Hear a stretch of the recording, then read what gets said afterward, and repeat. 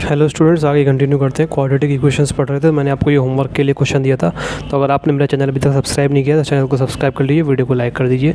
तो इसमें क्या है, find the values of A and B for which x = 3/4 and x = -2 are the roots of the equation ax² + bx - 6 = 0।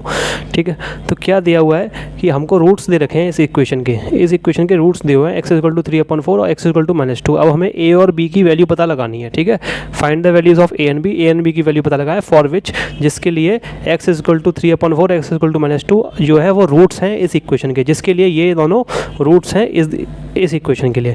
तो इसके भी दो तरीके हैं। एक तो अपना पहला वाला तरीका क्या है, मेथड 1 लिख देता हूँ मैं, मेथड 1। ठीक है, आप किसी भी तरीके से कर लेंगे, कोई गलत नहीं करेगा आपके सवाल को।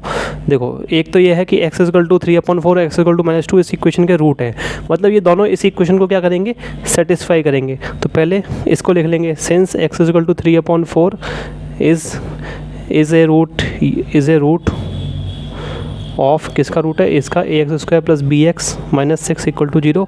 इसका मतलब x = 3/4 अगर इसमें रखेंगे तो सेटिस्फाई होगा ये वाली इक्वेशन। तो a × 3/4 + b × 3/4 - 6 = 0। इस इक्वेशन को और सॉल्व कर लेंगे। ठीक है, तो a × 9/16 + b × 3/4 - 6 = 0। ठीक है, आप इस और सॉल्व करते जाएंगे। ये लिखा हुआ है हमारा 9a/16, ये लिखा हुआ है हमारा 3b/4 और ये लिखा हुआ है 6 = 0। और सॉल्व किया, इसको दोनों को जोड़, नीचे से पूरे के नीचे एलसीएम हम 16 ले लेते हैं। ठीक है, तो ये हमारा 9a हो जाएगा। इसको 4 से 4 × 16, 4 × 3 = 12, 12 भी ये हो जाएगा, ये 12 भी हो जाएगा। और ये यहाँ पे नीचे 1 मान सकते हैं, तो 116 या 16 से 96 - 96 = 0। ठीक है, यानी कि 9 है, इस 16 को उधर भेज दिया, इक्वल टू के उस साइड भेजेंगे तो ये 0 में मल्टीप्लाई हो जाएगा, 0 में 16 मल्टीप्लाई हो जाएगा जब इक्वल टू के उस साइड जाएगा। ठीक है, तो 0 हो जाएगा कुल मिला के। तो 9a + 12b - 96 = 0। देखो, एक इक्वेशन तो आपकी ये आ गई। ठीक है, पहली, इसको पहली मान लेंगे। ठीक है, अब जिस तरीके से ये x = 3/4 रूट है, इसी तरीके से सिंस क्या दिया हुआ है, x = -2 भी तो उसका रूट दिया हुआ है, x = -2 इज़ ए, इसी तरीके से -2 रख लेंगे इसी इक्वेशन में। जैसे भी x = 3/4 अपने रखा, इसी तरीके से -2 रख लेंगे।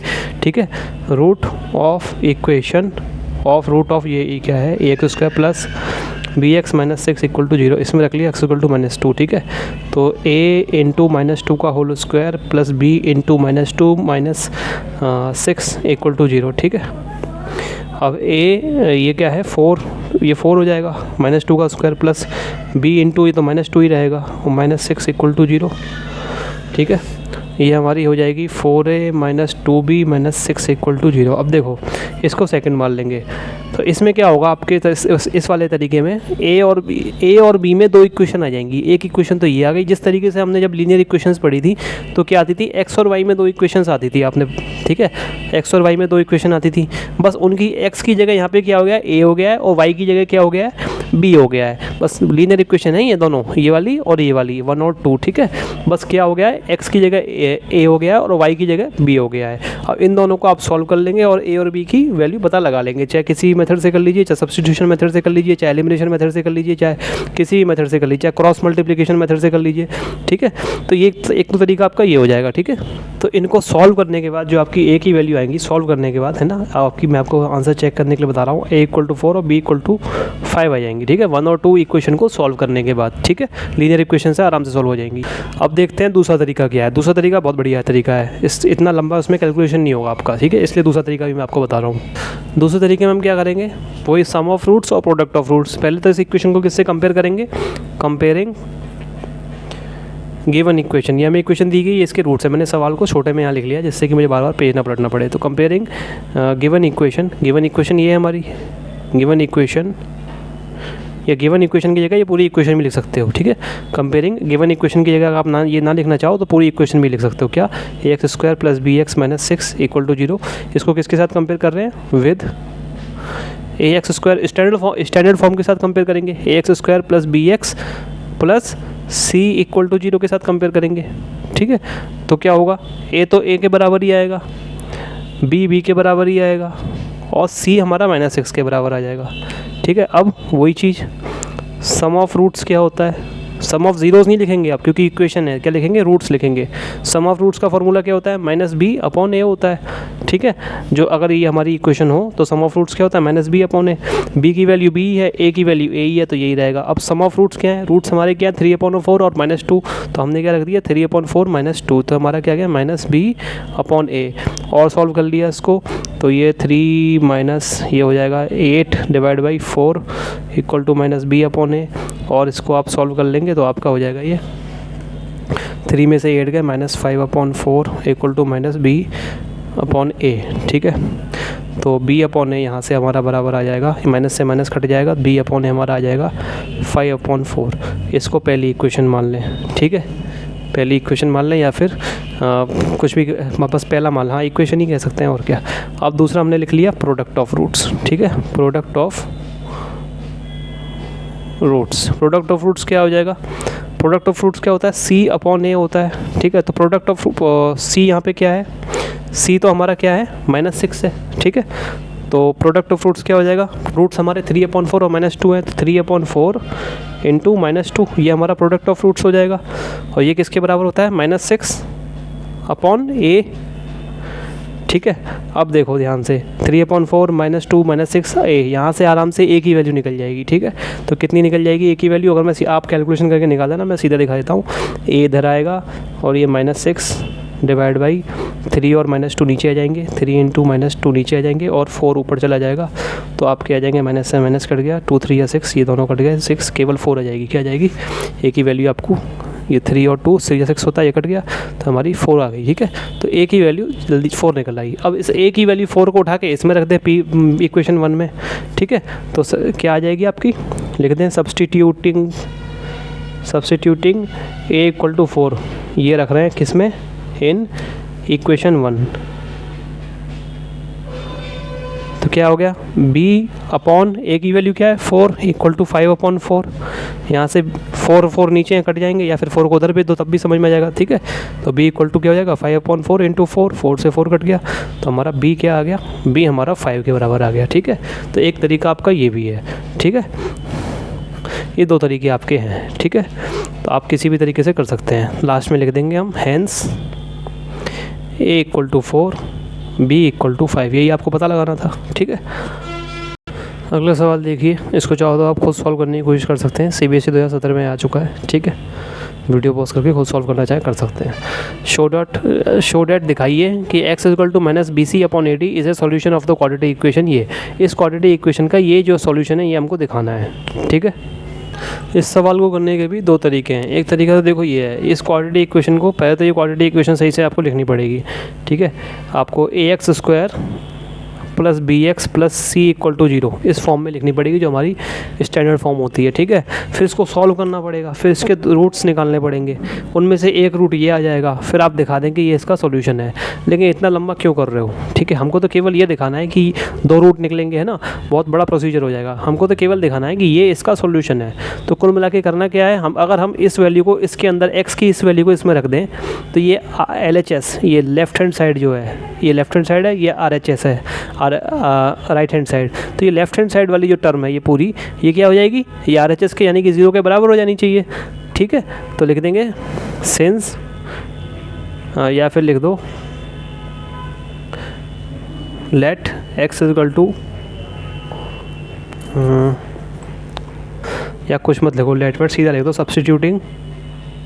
Substituting x equal to minus BC upon AD in the LHS of given equation.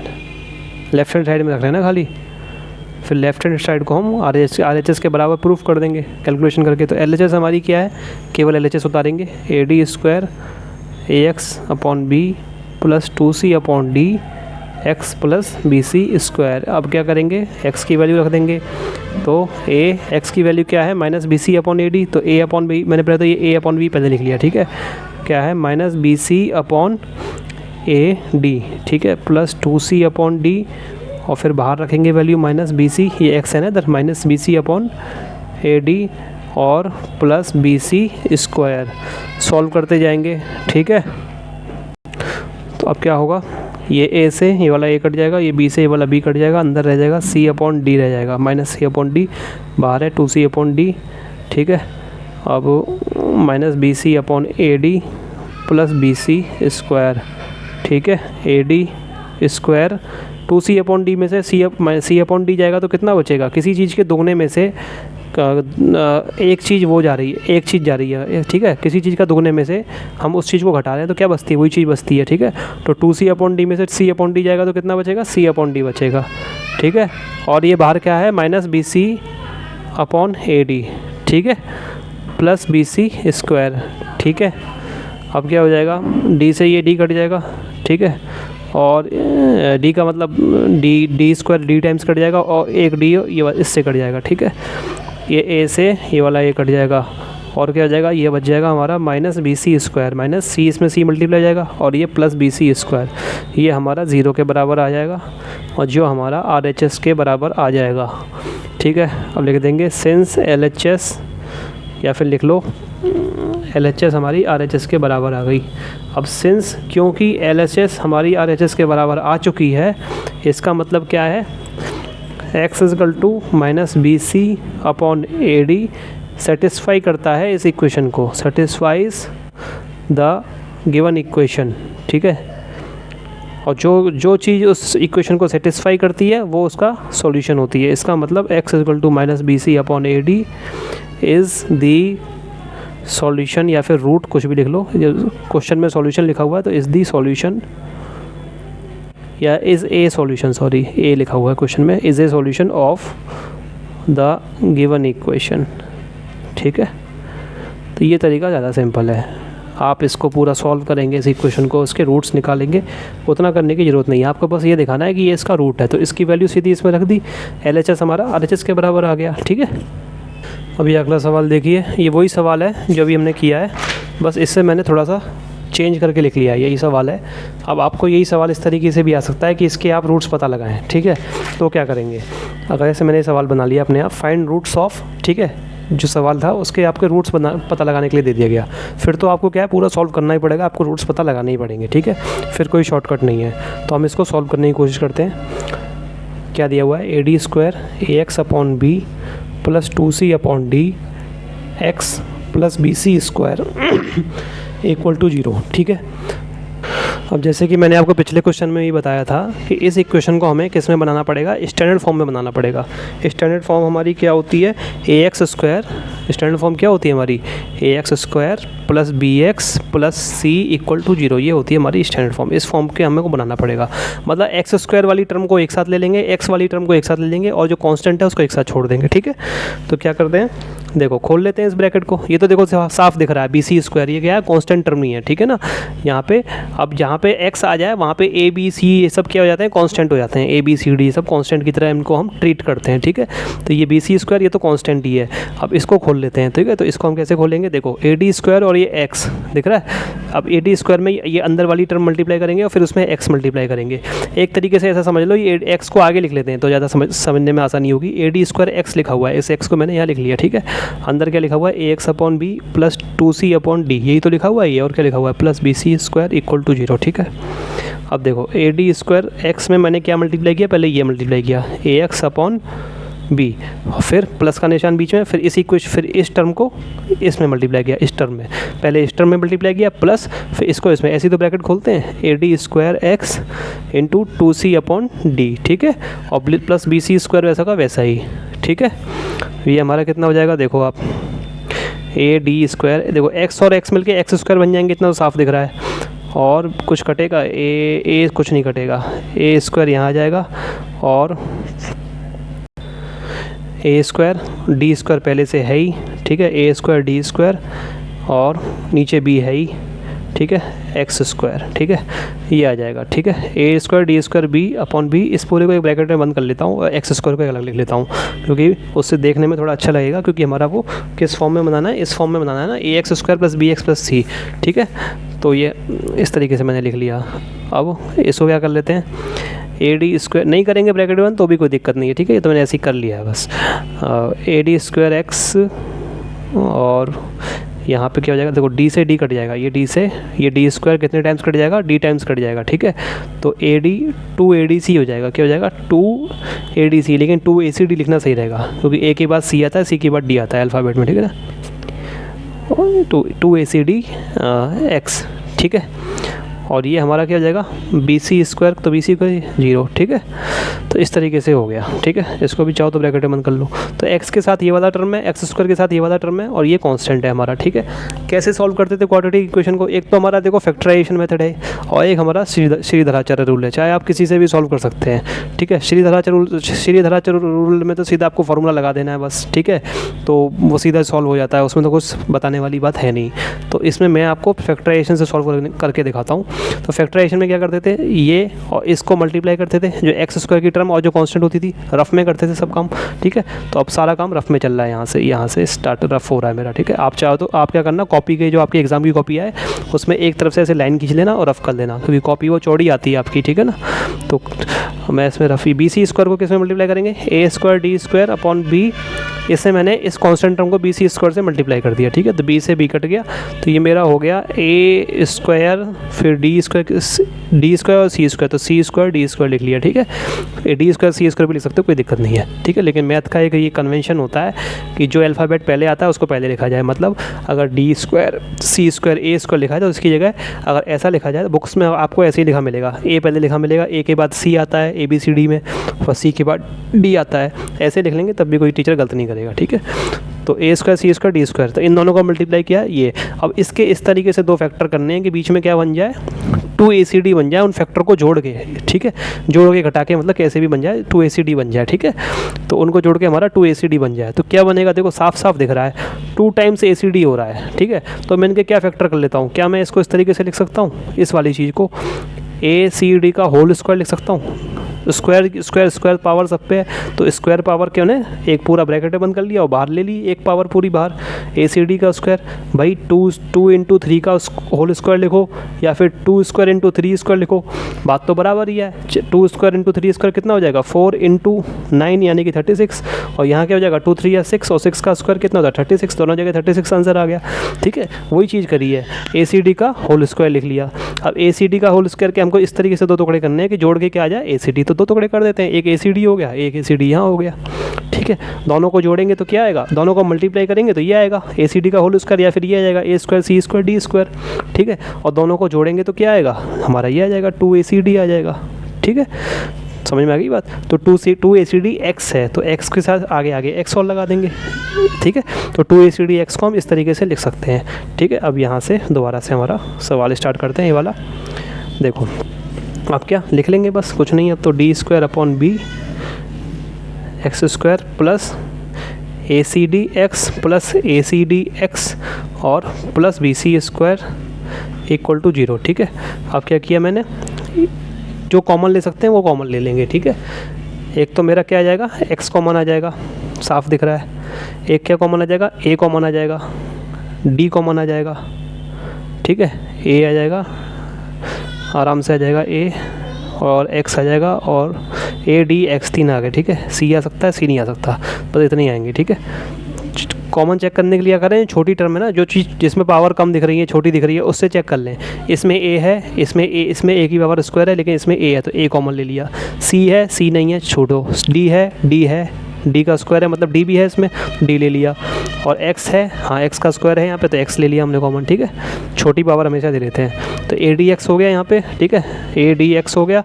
और इधर क्या आएगा, अब a से ले चुके हैं तो a, और D ले चुके हैं तो D आ जाएगा, और B तो B नीचे है ही, और X भी ले चुके हैं तो X रह जाएगा, ठीक है।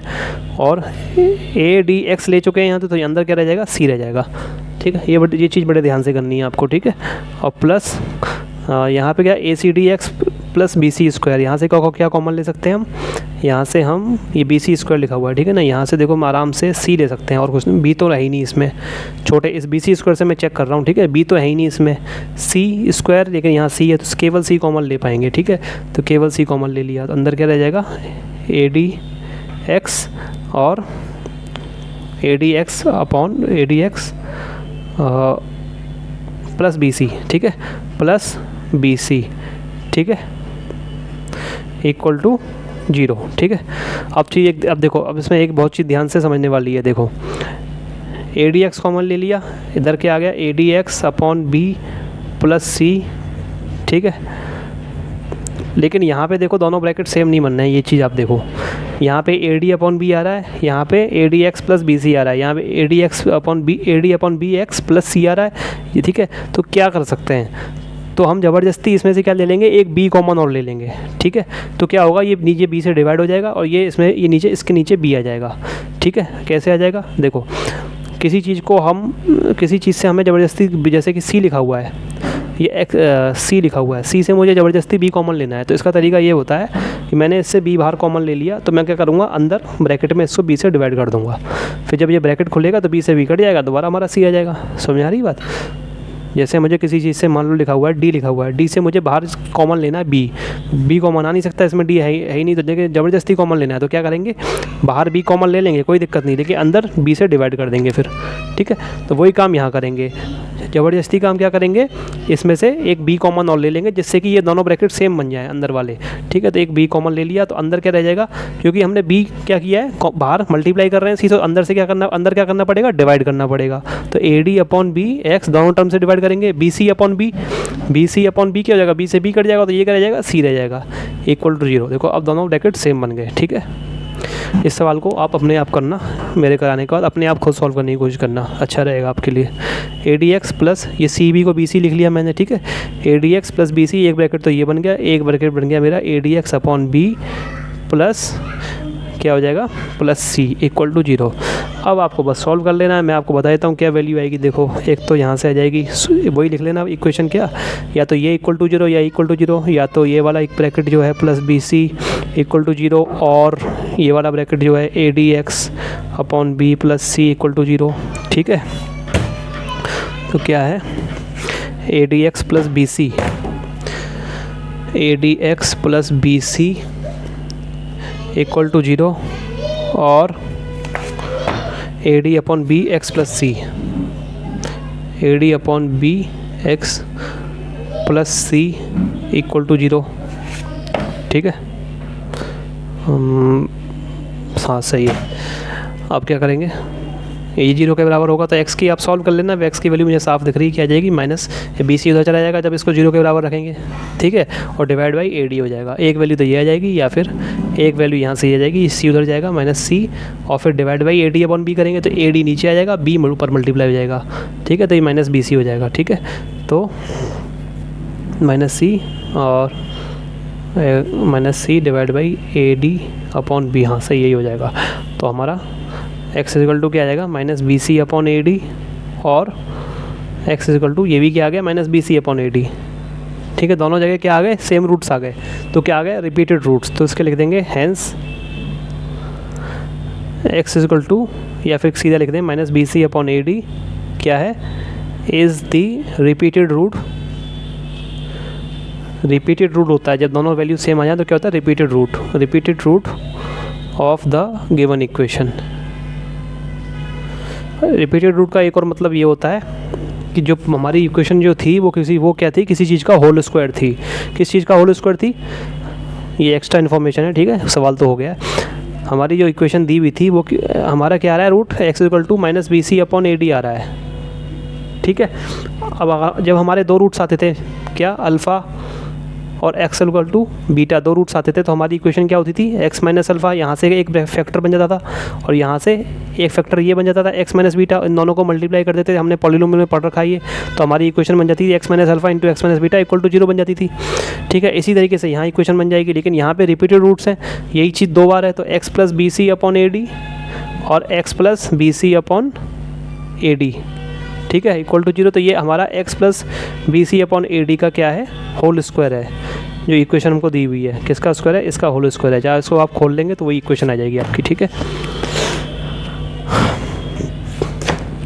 तो ये आपका सवाल हो गया, इस सवाल को आप खुद करने की कोशिश करें एक बार और। अगला सवाल है, सॉल्व करना है आपको इस इक्वेशन को 2x माइनस 3 एक ब्रैकेट में, दूसरे ब्रैकेट में 3x प्लस 1 इक्वल टू 0, ठीक है। तो इसको आपको सॉल्व करना है, तो वीडियो पॉज करके खुद करें आप इसको पहले। अब ध्यान से देखें, 2x माइनस 3 और 3x प्लस 1 इक्वल टू 0 दे रखा है, ठीक है। इक्वल टू क्या है, 0, ठीक है। तो फिर क्यों आप इसको ब्रैकेट को खोलने और मल्टीप्लाई करने की कोई ज़रूरत नहीं है आपको, ठीक है ना।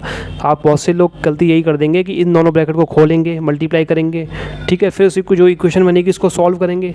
फिर इक्वेशन को जब सॉल्व करेंगे तो यहाँ पे तो जीरो पहले से ही ना, तो यही दो फैक्टर बनेंगे भाई। तो आपको उस क्वेश्चन वाले ने पहले ही क्वेश्चन सॉल्व करके दे रखा है आधे से ज़्यादा, ठीक है ना।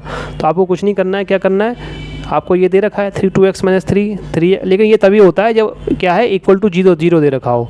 अगर ये कोई नंबर होता 0 की जगह से तो 3 होता, तो फिर आपको पूरा सॉल्व करना पड़ेगा, उस 3 को उधर ले जाना पड़ेगा, ठीक है, इक्वेशन बनानी पड़ेगी, फिर दोबारा से सॉल्व करना पड़ेगा, ठीक है। लेकिन अगर 0 के बराबर दे रखा है तो आपको क्वेश्चन क्या दिया है, पूरा सॉल्व करके ही दे रखा है एग्जामिनर ने, ठीक है। जिसने क्वेश्चन पेपर बनाया उसने पूरा सॉल्व करके ही दे रखा है आपको क्वेश्चन। तो ये आपका 0 है।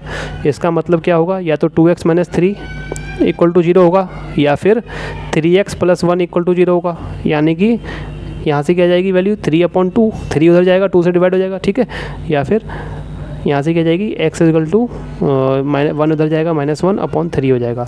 यानी x की दो वैल्यू हो जाएंगी 3/2, -1/3। चाहो तो लास्ट में लिख सकते हो, hence 3/2 and -1/3 are the roots of the given equation, of the given equation, ठीक है। चाहो तो क्या लिख ही देना चाहिए, ये सबसे अच्छी रहता है, ठीक है। लेकिन ये उसी केस में होगा जब आपका वैल्यू 0 के बराबर हो। अगर 0 के बराबर हो, कोई नंबर दे रखा है 3, 4, -1, -2 कुछ भी दे रखा है, 0 के अलावा कोई भी नंबर है, तो आपको इन दोनों को पूरा मल्टीप्लाई करना पड़ेगा, ठीक है। क्योंकि फिर इन दोनों को पूरा क्या करना पड़ेगा, मल्टीप्लाई करना पड़ेगा, उस नंबर को LHS में लेके आना पड़ेगा, मतलब इधर की साइड लेके आना पड़ेगा, इक्वल टू के इधर 0 बनाते हैं ना हम लोग, आपको याद होगा हम क्या ax² + bx + c = 0, इस तरीके की इक्वेशन आपको इस फॉर्म में बनानी पड़ेगी, ठीक है। मतलब RHS में आपको 0 करना पड़ेगा अगर आपको यहाँ कोई नंबर दे दिया। जैसे यही क्वेश्चन हमारा इस तरीके से हो 2x - 3 और 3x + 1 = 5, इस तरीके से हो, तो आप ये वाली ट्रिक यूज़ नहीं कर पाएंगे जो भी मैंने बताई है। फिर आपको क्या करना पड़ेगा, इन दोनों को मल्टीप्लाई करो जो भी बने, फिर इस 5 को इक्वल टू के इस साइड लेके आओ तो -5 हो जाएगा जो भी बनेगा, ठीक है। फिर आपकी एक इक्वेशन बनेगी, उस इक्वेशन को फिर आप दोबारा सॉल्व करेंगे, ठीक है। मैं ये कहना चाह रहा था, ठीक है। अगला सवाल है, इस सवाल को भी आप खुद करने की कोशिश कीजिए। तो अब मैं सॉल्व करता हूँ इसको। देखो 4x² + 5x = 0, इसको सॉल्व करना है, ठीक है। क्या करेंगे, क्या ये ax² + bx + c = 0 की फॉर्म में है? जी बिल्कुल है। ए है, बी है, सी नहीं दिख रहा तो 0 है, ठीक है। कोई चीज़ इसमें 0 जुड़ रही होगी, हम इसको ऐसे भी तो लिख सकते हैं, 4x² + 5x + 0 = 0। तो सी क्या हो गया हमारा, 0 हो गया, ठीक है। तो कोई दिक्कत की बात नहीं, हमारी क्वाड्रेटिक इक्वेशन तो सही दी हुई है, सही फॉर्म में लिखी हुई है। मतलब क्या करेंगे, x कॉमन ले लो पूरे में से, बहुत आसान है, 4x + 5 हो गया = 0। आप कैसे सॉल्व करेंगे, या तो x = 0 होगा, ठीक है, इसको एक ब्रैकेट मान लें, ठीक है। तो या तो ये वाला ब्रैकेट या फिर ये वाला ब्रैकेट, तो x = 0 होगा, या फिर 4x + 5 = 0 होगा। यहाँ से दो वैल्यू आ जाएंगी, एक x = 0 आएगी एक तो, और एक यहाँ से आ जाएगी x = 5 को उधर भेजा, -5 हो गया और 4 से डिवाइड कर दिया, ठीक है, -/4। इसका मतलब क्या हो जाएंगे, x = 0 and -5/4 are the roots of the given equation, ठीक है। ये हमारे दो रूट्स आ जाएंगे, ठीक है। अब देखो एक सवाल ये है 3x² - 243 = 0, इसको भी आप खुद सॉल्व करने की कोशिश कीजिए। तो देखो इसमें क्या करेंगे, देखो क्या करेंगे, 3x² - 243 = 0 है। a² इस टाइप के जब भी सवाल आ जाए तो क्या कोशिश करनी चाहिए कि a² - b², या फिर कह लें x² - y² का फार्मूला बन जाए। तो x² - y² का फार्मूला क्या होता है, x + y × x - y, ठीक है, इस टाइप का फार्मूला बन जाए। या अगर आपको a² - b² की फॉर्म में आपको फार्मूला याद कर रखा है आपने, तो ऐसा समझ लें कि a + b और a - b बन जाए, ठीक है। तो क्या करनी चाहिए, ये कोशिश करनी चाहिए। तो यहाँ पे किस चीज़ का स्क्वायर हम बना सकते हैं, इस चीज़ को किसी चीज़ का स्क्वायर माइनस किसी चीज़ का स्क्वायर का, इस फॉर्म में हमको ये सवाल को बनाना है। तो कैसे करेंगे, ठीक है, तो मैं आपको दिखा रहा हूँ। इस सवाल को पहले तो जैसे कैसे उतार लिया हमने, 243 = 0। अब क्या करेंगे, किसी चीज़ का स्क्वायर बनाना है, तो ये किसी चीज़ का x का तो स्क्वायर पहले ही सही है, और 3 को किस चीज़ का स्क्वायर लिख सकते हैं, 3 को हम √3 का स्क्वायर लिख सकते हैं, बिल्कुल लिख सकते हैं भाई, 3 को √3 का स्क्वायर लिख सकते हैं, ठीक है।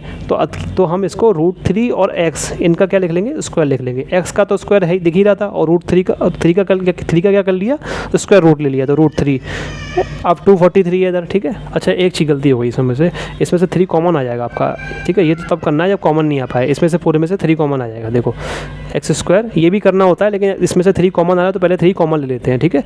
ये भी आप जो मैंने आपको बताया ये भी करना होता है, लेकिन 3 कॉमन आ रहा है तो 3 कॉमन ले लेते हैं पहले, क्यों फालतू में कैलकुलेशन करें, ठीक है। इससे भी हो जाता, कोई दिक्कत नहीं थी। तो 3 कॉमन आ जाएगा तो कितना आ जाएगा, देखो 3 और इधर हो जाएगा 3 8 या 24, 3 1 जा 3, ठीक है। तो हमने क्या किया, इस 3 को उस साइड भेज दिया तो 0 को 3 से डिवाइड करेगा इतना 0 हो जाएगा, यानी कि x square minus 81 equal to 0 हो गया, ठीक है। अब यहाँ से क्या हो गया, यहाँ से फिर से वही बनाएंगे ए स्क्वायर माइनस बी स्क्वायर का फॉर्मूला। तो एक्स का होल स्क्वायर माइनस ये क्या लिखा हुआ है 9 का स्क्वायर, ठीक है, इक्वल टू 0। ये हमने पॉलिनोमियल्स में सवाल कर रखे हैं इस टाइप के, ठीक है। तो एक्स प्लस 9 ये क्या हो जाएगा, और एक्स माइनस 9। अब क्या हो जाएगा, एक बार ये ब्रैकेट 0, एक बार ये ब्रैकेट सॉल्व कर लेंगे। आपका एक वैल्यू आ जाएगी, इससे आ जाएगी -9 और इस वाले ब्रैकेट से आ जाएगी x इक्वल टू 9 और x इक्वल टू 9। लास्ट में लिख देंगे हैंस क्या -9 and 9 are the roots of the given equation, ठीक है। तो स्टूडेंट्स फिलहाल इस वीडियो में इतना ही। अगर आपको वीडियो अच्छी लगी तो वीडियो को लाइक करें, चैनल को सब्सक्राइब करें और चैनल को ज़्यादा से ज़्यादा लोगों के साथ शेयर करें। आपका वीडियो देखने के लिए बहुत बहुत शुक्रिया।